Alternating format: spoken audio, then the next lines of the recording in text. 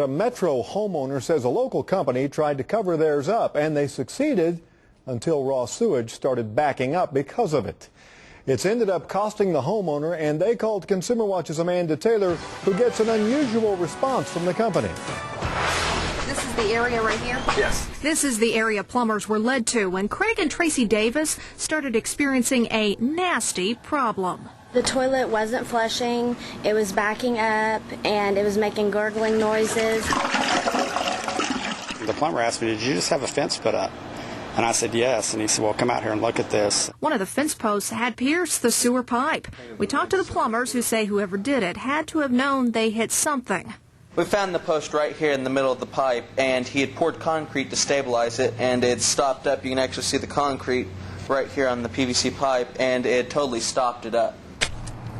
The homeowners had hired Jason McKee with McKee Fencing to put in the new posts after a recent hailstorm caused damage.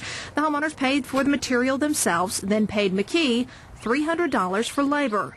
But instead of telling the homeowners he or maybe one of his workers had hit a line, He just hit it, and that's the problem. they say if he had just come clean right then, it would have only cost him about $50 to fix the pipe. But instead, because the plumbers had to find the problem, it turned into an $800 job. I didn't want the full amount back. I thought that would be fair. He's a college student. I'll be fair to him. Just give me the $300 back I paid him, and he told me I was silly. So we gave fence builder Jason McKee a call. He wants a refund. No. I was contracted to do work. That work was finished. Yes, but in the process, he has an $800 plumbing bill. Absolutely, absolutely. That's neither here nor there. I said we'll split those costs. But he says when the homeowner started getting rude, he didn't want to deal with it anymore. He also explains he didn't realize the pipe had been hit because it was one of his workers who did it, and the worker never said anything because he just thought it was a non-active pipe. But later in our conversation, McKee tells us he is willing to refund the $300 on one condition. If he wants it, he's going to have to say he's sorry for calling me names and threatening my well-being, and I will give him the $300. And I hope he chokes on it. But in a twist, McKee called me right back and wanted to settle this once and for all, not by giving the homeowner a refund, but by giving me the money. He didn't want to go on camera, but we met him at a bank, got the $300, and went straight to the Davis's home.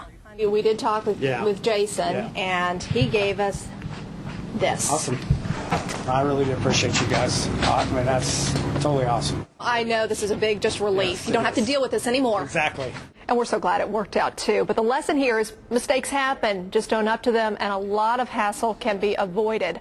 Also, Amex Plumbing says when you're digging, you can call your utility company to have your lines marked, but they will not mark private lines.